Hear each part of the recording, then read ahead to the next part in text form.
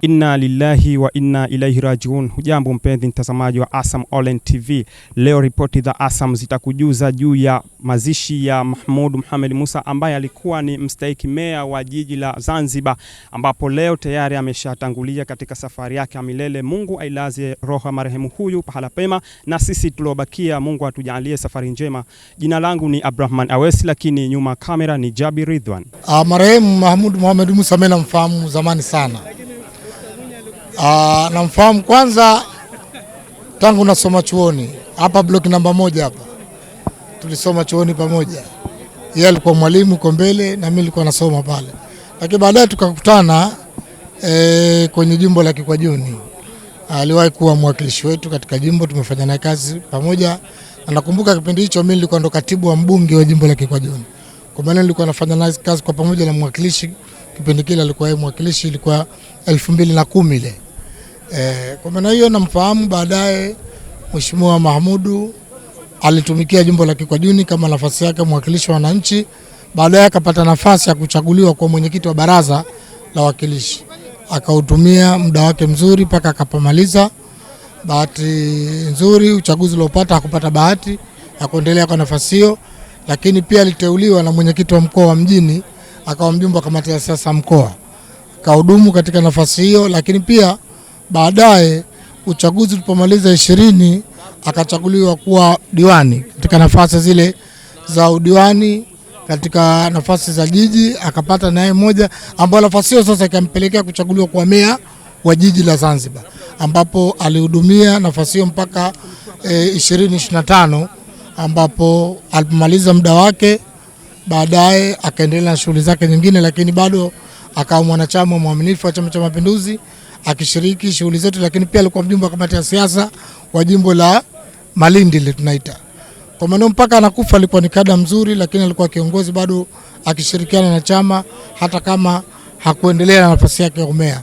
Kwa maana hiyo tumepata hizi taarifa kwa mshtuko hafla, wakati sisi tuko kwenye tunasubiri mwenge pale ofisi kuu Kisondui, tukapata hizo taarifa za ndugu yetu mwenzetu kiongozi wetu kupoteza uhai. Kiwa kama ni meya wa manispaa ya Mjini, huu ni msiba mzito sana umetupata, na ndo maana ukiangalia sura zote ulizoziona hapa mazikoni ni sura za unyonge, kwa sababu alikuwa kwanza Mheshimiwa Mahmoud Mohamed ambaye ni meya mstaafu wa jiji la Zanzibar. Alikuwa ni mtu wa watu, alikuwa anafanya kazi zake kwa weledi mzuri, pia alikuwa ni mwalimu mzuri ambayo tulikuwa tunamtumia kama sisi ni mamea wapya. Alikuwa anatuongoza vizuri, anatupa nasaha nzuri na anatufundisha kazi vizuri. Kiukweli nikiwa kama meya na ukipata habari kwamba meya mstaafu katangulia, basi mshtuko wake ni mkubwa sana, kwa sababu kwanza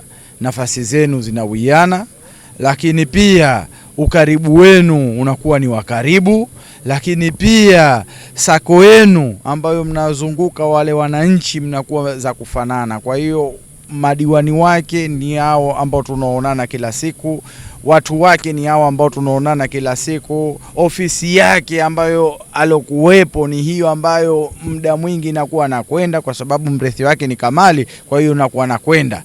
Hivyo inatugusa, inatukumbusha maumivu, lakini ni kazi ya Mungu, haina makosa. Tumeyakubali, tumeyachukua na tutayaomba Mwenyezi Mungu ampe wepesi huko alipo. Mimi kiukweli namfahamu toka alipokuwa ni mwakilishi wa Kikwajuni, na alifanya mambo mengi sana jimboni kwake, na alikuwa anani-inspire kwa sababu alikuwa ni mtu ambaye wa kauli anayotoa katika kauli yake ndio hiyo ambayo siku ya pili anaenda kuifanyia kazi, na ndio maana anasifika, anaheshimika na watu wanampenda kwa sababu aliweza kuyafanya mambo mengi sana kwake. Hivyo alipoanza safari hiyo akaja ya umea wa jiji, zote tulikuwa ni kama mtu ambaye tunayemwangalia kwa makini, kwa sababu alikuwa Mungu kampa kipaji sana cha uongozi. Mahmoud namfahamu sana tangu ujana wake, namfahamu hadi katika utendaji. Tulikuwa naye katika mambo mengi ya utendaji, hata alipofikia mwakilishi kwa Kikwajuni, akawa mwenyekiti wa baraza la wawakilishi, namfahamu yote.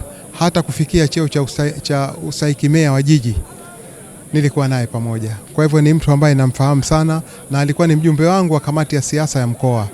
Kwa hivyo ni mtu wa karibu sana, mtendaji mzuri, mchapa kazi.